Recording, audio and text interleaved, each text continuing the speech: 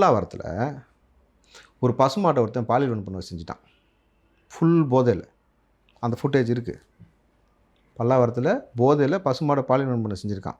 இவங்க பெண்கள் மகளிர் மாநாடுலாம் நடத்துகிறாங்கல்ல, அதுவும் ஒரு பெண்ணு தான், பசு தான். அதை நான் கூப்பிட்டு அனுப்புகிறேன், வண்டி வச்சு ஏற்றி. அது சாட்சி சொல்ல வந்து உங்கள் ஆட்சி என்ன லட்சணம்னு.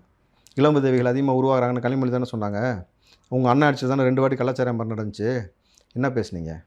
ஏம்மா ஒரு மாட்டுக்கு பாதுகாப்பு இல்லைம்மா, குழந்தைகளுக்கு பாதுகாப்பு இல்லை, பெண்களுக்கு பாதுகாப்பு இல்லை. 80 வயசு மூதாட்டியை பாலியல் வன்புணர்வு செஞ்சாங்க, கொண்டானுங்க. ஸ்கூலுக்குள்ளே, காலேஜுக்குள்ளே அண்ணா யூனிவர்சிட்டி விவகாரம்லாம் இருக்குல்ல, இதெல்லாம் கனிமொழி பேசுவாங்களா? அன்றைக்கி பேசலாமா?